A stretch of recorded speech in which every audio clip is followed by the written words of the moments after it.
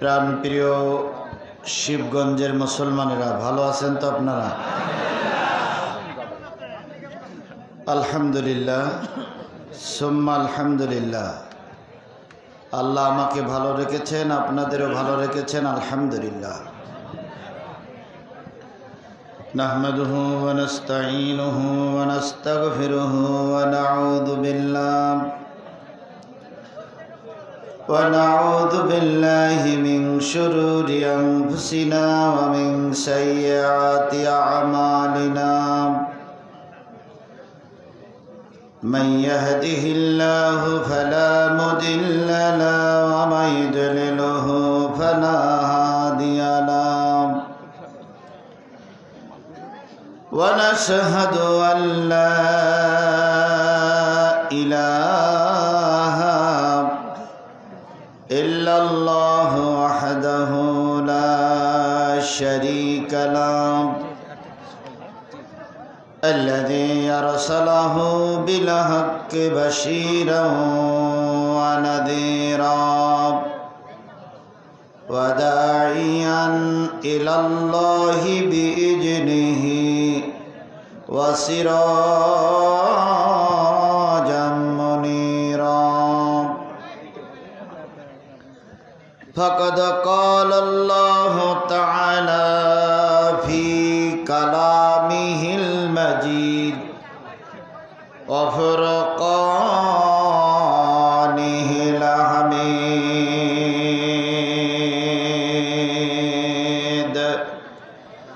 أعوذ بالله من الشيطان الرجيم.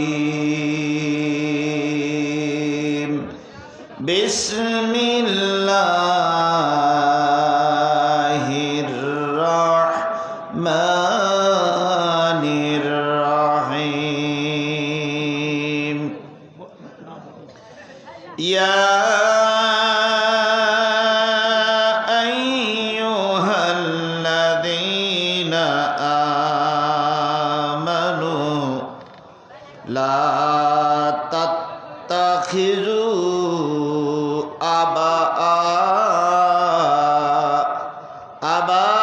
آباءكم وإخوانكم أولياء إن استحبوا الكفر على الإيمان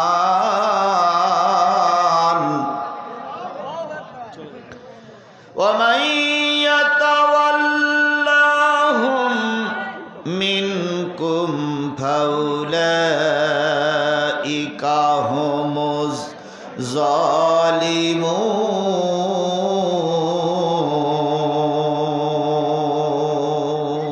الظالمون. قل إن كان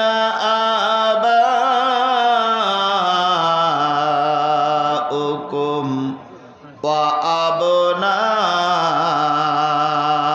وأبناؤكم وإخوانكم وأزواجكم وعشيرتكم وأموال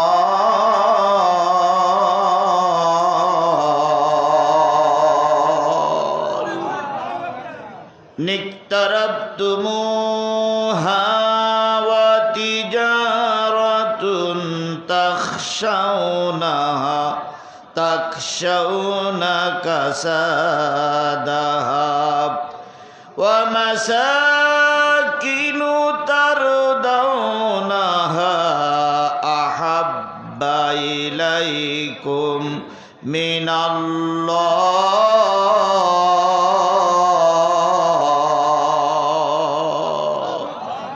ورسوله وجهاد في سبيله فتربصوا حتى يأتي الله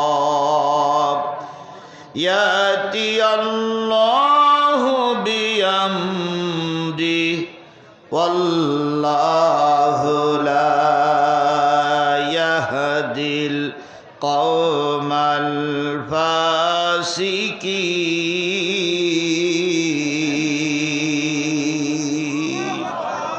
সাদাকাল্লাহুল মাওলানাল আযীম। قال النبي صلى الله عليه وسلم من أحب لله والأبغض لله وأعطى لله ومنع لله فقد استكمل الإيمان أو كما قال رسول الله صلى الله عليه وسلم إن الله وملائكته يصلون على النبي يا أيها الذين آمنوا صلوا عليه وسلموا تسليما اللهم صل على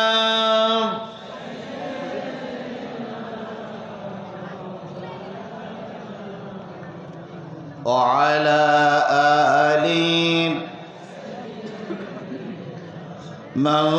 مولانا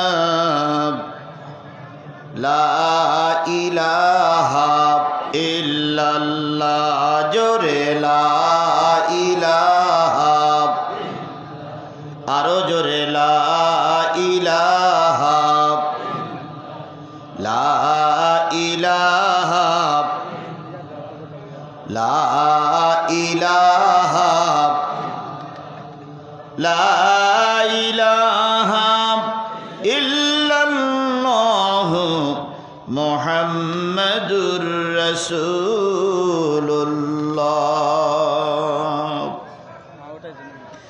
দিনের নবীজি আমার এতিম ছিলেন, দিনের নবীজি আমার গরিব ছিলেন।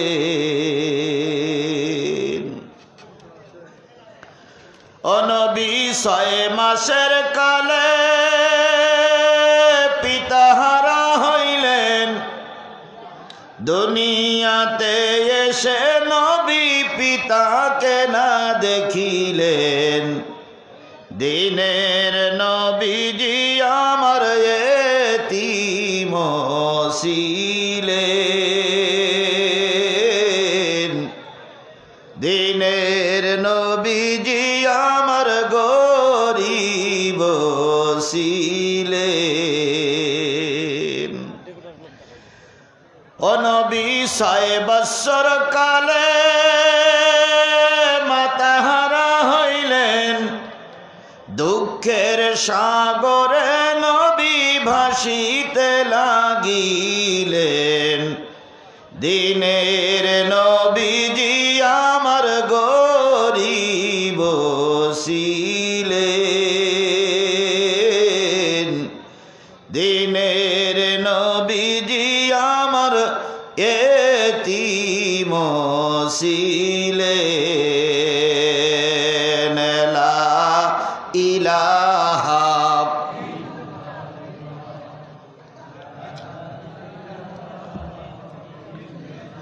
লা ইলাহা লা ইলাহা লা ইলাহা ইল্লাল্লাহ মুহাম্মাদুর রাসূলুল্লাহ।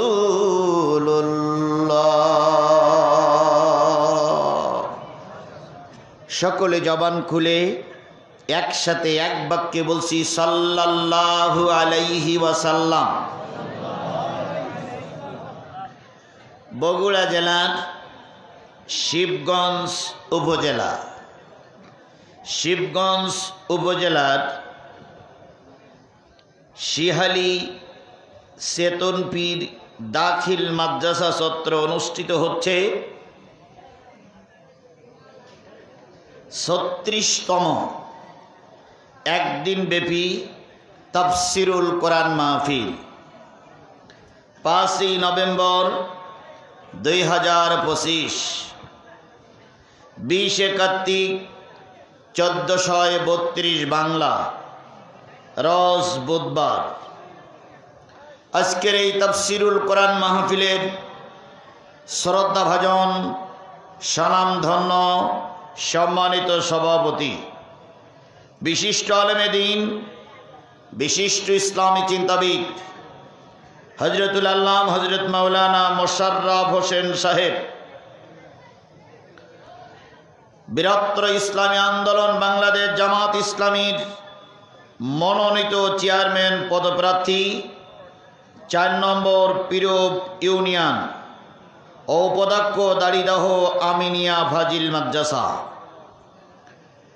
সহ সভাপতিবৃন্দ জনাব মোহাম্মদ আনসার আলী ফকির, জনাব মোহাম্মদ নওফেল আলী সহ আজকের এই মঞ্চবিষ্ট অতিথিবৃন্দ, আজকের এই মাহফিলের সম্মানিত প্রধান অতিথি জনাব মোহাম্মদ আব্দুল মোত্তালেব ফকির, কোষাধ্যক্ষ বগুড়া জেলা মোটর শ্রমিক ইউনিয়ন, আমার বাম পাশে বসে আছেন।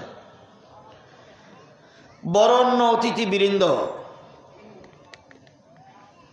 বৃহত্তর ইসলামী আন্দোলন বাংলাদেশ জামাত ইসলামী, জামাত ইসলামীর আগামী দিনের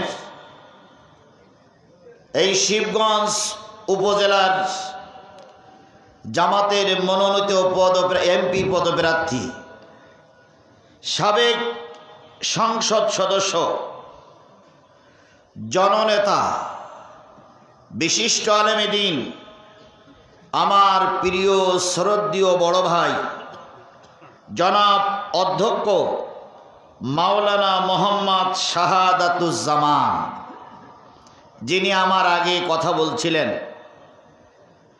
হাজারো আলেমের ওস্তাদ, আমাদের মুরব্বিকে আল্লাহ পাক সম্মানের সহিত আমাদের সমর্থনের মাধ্যমে শিবগঞ্জের থেকে মনোনীত জামাত ইসলামের পদপ্রার্থী হিসেবে বিজয় অর্জন করে জাতীয় সংসদে প্রতিনিধিত্ব করার তৌফিক আল্লাহ পাক দান করুন।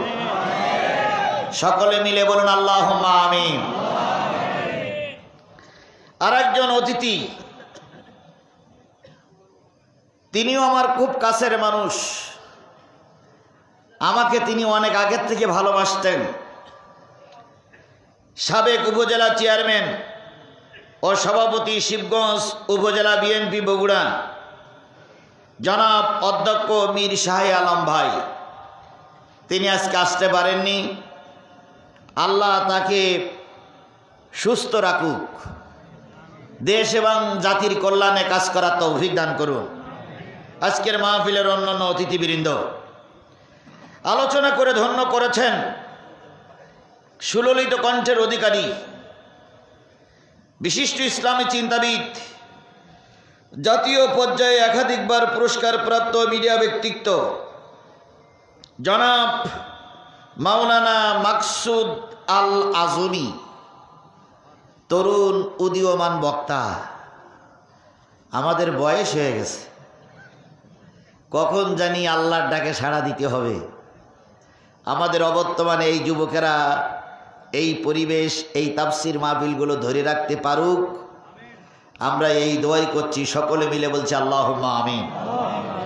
আলোচনা করেছেন জনাব হযরত মাওলানা আব্দুস সালাম সহ গর্বিত মায়ের গর্বিত সন্তান শ্রদ্ধেয় ওলামায়ে হযরত, শিবগঞ্জের বিভিন্ন কুঠির থেকে আগত দিনদার, পরেজগার, মুত্তাকি মুসলমান ভাই ও বন্ধুগণ, পদ্মায় অবস্থানরতা শ্রদ্ধাশীলা মা ও বোনেরা, সকলকে নিয়ে আবারও সালাম বিনিময় করছি। আশা করছি সালামের জবাবটা সবাই মিলে জোরে সোরে দিবেন। আসসালামু আলাইকুম ওয়া রাহমাতুল্লাহি ওয়া বারাকাতুহু। শুকরিয়া আদায় করছি সেই মালিকের, যে মালিক এই সুন্দর পরিবেশ তৈরি করে প্রত্যন্ত অঞ্চলের ভিতরে স্বাধীনভাবে কোরআন বলার এবং শোনার পরিবেশ তৈরি করে দিয়েছে। এমনও পরিবেশ আমাদের থেকে বিদায় নিয়েছে, গ্রাম্য অঞ্চলেও কোরআন হাদিসের কথা বলার পরিবেশ ছিল না। মসজিদে কয়েকজন মিলাদ পট্টি ঢুকেছে, সেই মিলাদ পড়া লোকদেরকে নাশকতার মামলা দিয়ে বছরের পর বছর জেল খাটতে হয়েছে। জয়পুরহাটে স্বামী স্ত্রী আর সন্তান 3 জন শুয়ে আছে। তো স্ত্রী বলতেছে, শুনেছো? কয় কি? কয় সাইদি সাহেবের শরীরটা খুব খারাপ। তো এইভাবে করে যদি হুজুর সব মরে যায় আর সব যদি জেলখানায় যায়, তাহলে বলো আমাদের জানাজা পড়া লোক থাকবে না। তো স্বামী বলতেছে, ঠিকই বলিস, কিন্তু এ জালেমেরা তো বোঝে না। এই জালেমেরা বোঝে না, এই কথা বলার পরপরই দরজায় নক করেছে একজন। তো ঘরের থেকে আওয়াজ আসতেছে, কে? কয় আমরা থানার লোক। তো উনি দরজা খুলে বলতেছে, কি স্যার? কয় ওসি সাহেব আপনার সালাম দেশ। এত সালাম যে ওসি সাহেবেরা দিত ভাই, সে সালামেরা শেষ ছিল না। তো উনি বলতেছে, আমার মতন একজন গ্রাম্য এলাকার লোক ওসি সাহেব সালাম দেবে কেন? তা বলতেছে, আপনার এই ঘরে নাশকতার পরিকল্পনা হচ্ছে। নাশকতার পরিকল্পনা হচ্ছে কি দিয়ে? স্ত্রী বলতেছে, সব হুজুররা যদি মারা যায় জানাজা পড়া লোক, আর স্বামী বলতেছে এ জালেমরা বোঝে না। এইটা হলো কি পরিকল্পনা? নাশকতার পরিকল্পনা। 3 জনকে নিয়ে গেল, বাচ্চাটা সহ স্বামী স্ত্রী 2 জনকে নিয়ে গেল। প্রায় 1 বছর সময় পর্যন্ত তারা জেল খেটেছে শুধু এইটুক বলার অপরাধে। এরকম অবস্থা কি শুধু জয়পুরহাট ছিল না, গোটা বাংলাদেশে ছিল? জোরে বলেন, জয়পুরহাটে শুধু ছিল না, গোটা বাংলাদেশে ছিল। সেই অবস্থার পরিবর্তন কে করে দিয়েছে? আরেকটু জোরে বলুন তো, কে করে দিয়েছে? আজকে বক্তারা স্বাধীনভাবে কথা বলতে পারছে, কিন্তু এমনও সময় গিয়েছে বক্তারা কোন নসিহত করবে নেতারা আগের থেকে শিখাই দিত। যদি বক্তারা ওনাদের কথা মতন না চলতো, অনেক বক্তাকে মঞ্চের থেকে অপমান করে তাড়িয়ে দেওয়া হয়েছে, অনেক বক্তাকে মেরে হাসপাতালে পাঠানো হয়েছে, অনেক বক্তাকে মাইক কেড়ে নিয়ে ধাক্কা দিয়ে মঞ্চের থেকে নামাই দেওয়া হয়েছে। কথাটা ঠিক বললাম না বেঠিক বললাম? এই অবস্থা পরিবর্তন কে করে দিয়েছেন? তাহলে যে আল্লাহ এই অবস্থা পরিবর্তন করে দিয়ে আজকের এই সুন্দর পরিবেশে কথা বলার মতন তৌফিক দিলেন, সেই আল্লাহর শুকরিয়াটা আসতে না জোরে? কারোর জবান বন্ধ থাকবে না, সকলে মিলে বলছি আলহামদুলিল্লাহ। আল্লাহ বলতেছেন, আর রহমান আল্লামাল কুরআন খলাকাল ইনসান আল্লামাহুল বায়ান।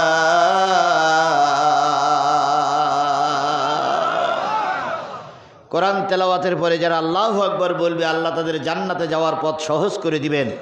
জোরে বলুন আল্লাহু আকবার। আরেকটু জোরে বলুন তো আল্লাহু আকবার। আচ্ছা, আপনারা সব মরে গেছেন না বেশি আছে? তা তকবীরের অবস্থা এরকম কে? আমাদের শাহাদাতুজ্জামান ভাইকে তো পাশ করান যাবেন বলে মনে হচ্ছে না ভাই। জোরে বলুন আল্লাহু আকবার। আপনারা সবাই পুরুষ মানুষের মতন কথা বলবেন। হাতে তো ছুরি দিয়ে আসেননি, আপনারা আইছেন নাকি? তাহলে পুরুষ মানুষের মতন ঠাস ঠাস করে কথা বলবেন। আর রহমান, তিনি সেই মহাপবিত্রময় করুণাময় আল্লাহ। আর রহমান ও আল্লামাল কোরআন খলাকাল ইনসান আল্লামাহুল বায়ান। তিনি রহমান, তিনি শিখাইছেন আমাদের কোরআন। তিনি সৃষ্টি করেছেন মানুষ, মানুষকে আল্লাহ পাক সুন্দর কথা বলার শক্তি দান করেছেন।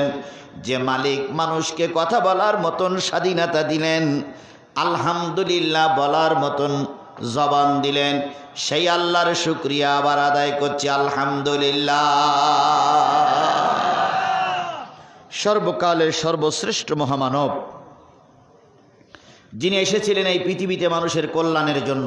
কিসের জন্য? সবাই মিলে বলুন, কিসের জন্য? কল্যাণের জন্য। পৃথিবীতে যত নেতা এসেছে, সব নেতা নিয়ে এসেছে অন্যের কল্যাণ নেবার জন্য। একমাত্র শুধুমাত্র একজন মহামানব এসেছিলেন, তিনি ছিলেন মানুষের কল্যাণকামী। কথা বলেন, কথা বলেন, কথা বলেন। বলুন তো, এখন বিশ্বকে নিয়ন্ত্রণ করে যে মানুষটি, তার নাম কি? এখন যিনি বিশ্বকে নিয়ন্ত্রণ করছে তার নাম কি? ডোনাল্ড ট্রাম্প, আমেরিকার প্রেসিডেন্ট। তিনি যেটা বলে হ্যাঁ ওইটাই হ্যাঁ হয়, তিনি যেটা বলে না ওইটাই না হয়। একটুবার যদি নেক দৃষ্টিতে ফিলিস্তিনির মুসলমানদের দিকে তাকাতো, একটা ফিলিস্তিনির মুসলমান মারা যেত না। সামনাসামনি কান্নাকাটি করার পিছন থেকে অস্ত্র দিয়ে, সম্পদ দিয়ে, টাকা দিয়ে, অর্থ দিয়ে, তেল দিয়ে, সোনা দিয়ে, সৈন্য দিয়ে সব সহযোগিতা করছে ইসরায়েলকে। সুতরাং সবচেয়ে বিশ্বের বড় শয়তান এখন ডোনাল্ড ট্রাম্প। এর কাজ হলো দেশে দেশে যুদ্ধ বাধাই দেওয়া। এর কাজ কি? আচ্ছা, যুদ্ধ বাধাই দিলেও লাভ কি? অস্ত্র বিক্রি হবে, তাতেও বিরাট লাভবান হবে। এর কাজ হলো যুদ্ধ বাধাই দেওয়া, মারামারি বাধাই দেওয়া। আমাদের পাশে একটা দেশ আছে যাকে বলা হয় ভারত বা ইন্ডিয়া। বলুন তো এর কাজটা কি?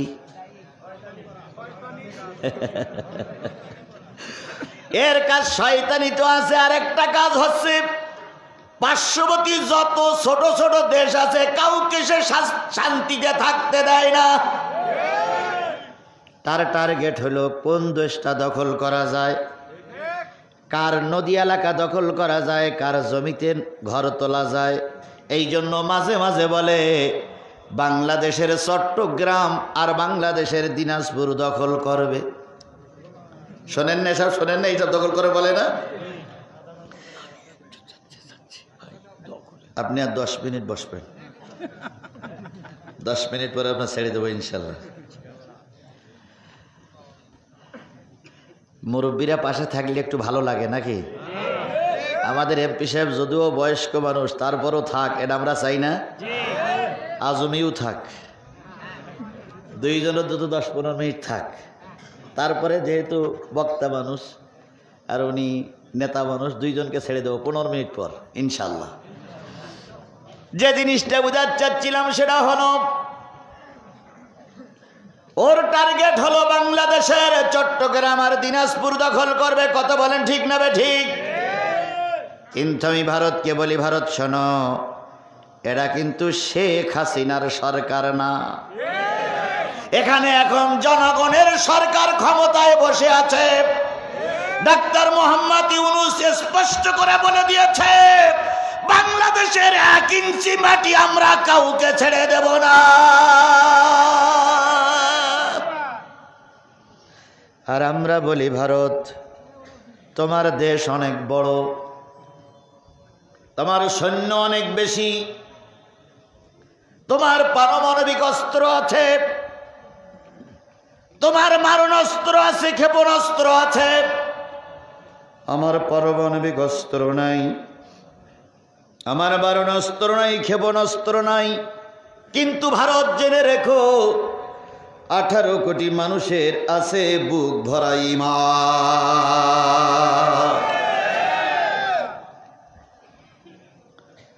বুক ভরা ঈমান নিয়ে বাঁশের লাঠি কেটে ইটির খোয়া নিয়ে যদি ময়দানে নামি, আর পশ্চিম পাকিস্তানের 8 কোটি 10 কোটি মুসলমান যদি রাস্তায় নামে, আফগানের মুসলমানরা যদি তাকবীর ধ্বনি দিয়ে বেরিয়ে আসে, জম্মু কাশ্মীরের মুসলমানরা যদি রাস্তায় নামে, ভারত কাঁকড়া খাওয়া ভারত, কুচে খাওয়া ভারত, শুকরের গোশত খাওয়া ভারত, ধুতি কাপড়ের গিরা দেওয়ার সময় পাবা না।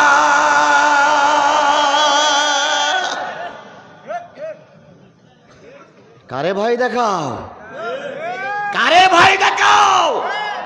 আমরা লড়াই করে দেশ স্বাধীন করেছি, আমরা লড়াই করে শেখ হাসিনার মতন জালেমকে তাড়িয়েছি। আবারও যদি একবার লড়াই করতে হয় করব, তবুও ভারতের কাছে, দাদা বাবুদের কাছে আমরা মাথা নত করব না। আমাদের দেশের এক নেতা সেদিন বলতেছে, জামাত ইসলামের ভোট দিস না, কারণ জামাত ইসলামের পক্ষে ভারতও নেই, আমেরিকাও নেই। আমাদের ভোট দে, আমাদের পক্ষে ভারত আছে, আমাদের পক্ষে ইন্ডিয়া, আমাদের পক্ষে আমেরিকা আছে। তাহলে কি হবে? আমেরিকা আর ইন্ডিয়া যদি আমাদের পাশে থাকে আমরা টিকতে পারবো, জামাত টিকতে পারবে না। আমাদের শাহাদাতুজ্জামান ভাই যে দল করে, আমিও দল টলের কথা বললে আবার আপনারা খারাপ মনে করবেন। শাহাদাতুজ্জামান ভাই যে দল করে, ওই দলের যিনি আমির, কেন্দ্রীয় আমির, তিনি স্পষ্ট করে বলে দিয়েছেন, আমাদেরকে যদি জনগণ সম্মানিত করে, আমরা শাসক হব না, আমরা হব জনগণের খাদেম। এ কথাটা জামাত ইসলাম এবং ইসলামী দলের এমপি প্রার্থীরা বলতে পারে, আপনারা কেন স্পষ্ট করে কথাটা বলতে পারেন না? কারণ আপনাদের ওই নিয়তেই, আপনাদের টার্গেট হলো ক্ষমতায় বসলে কুজিয়ে কুজিয়ে দেশটা রেখেই ফেলা। এই জন্য আমরা খেদমতের নিয়তেই কাজ করছি। আমাদের সঙ্গে কারোর দরকার নেই, কে থাকলে যথেষ্ট। জোরে বলেন, কে থাকলে যথেষ্ট? তাহলে আল্লাহ আমাদের সাথে আছে না নাই? এই জোরে বলেন, আল্লাহ আমাদের সাথে আছে না নাই?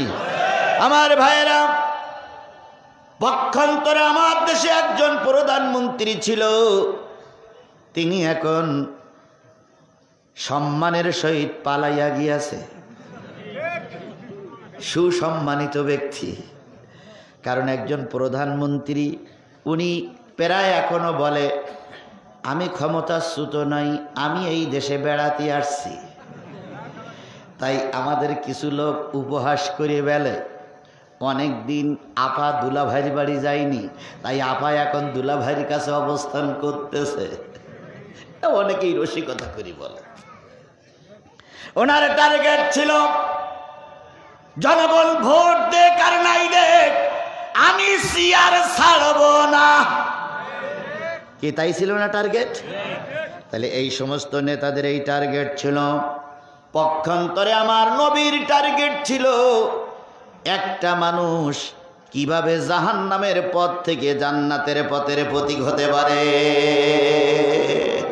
আমার নবী যুদ্ধ করেছেন, আমার নবী না খেয়ে থেকেছেন, আমার নবী কষ্ট করেছেন, পেটে পাথর বেঁধেছেন, পচা উটির ভুঁড়ি নবীর মাথার পরে চাপিয়ে দেওয়া হয়েছে। নবীর চিরদিনের আমল ছিল মানুষের কল্যাণকামী করা, জান্নাতের পথ দেখানো। সেই নবী আমার নবী, আপনার নবী, সেই নবীর নাম শোনার পরে যদি কেউ দুরূদ শরীফ না পড়ে, রসুল বলেছেন তার চাইতে কৃপণ আর কেউ হতে পারে না। তাই রাসূলের নামে দুরূদ আর সালাম দিয়ে শুরু করছি, সাল্লাল্লাহু। রাসূল আমার ভালোবাসা, রাসূল আমার আলো আশা, রাসূল আমার প্রেম বিরহের মূল আলোচনা, রাসূল আমার কাজে কর্মের অনুপ্রেরণা,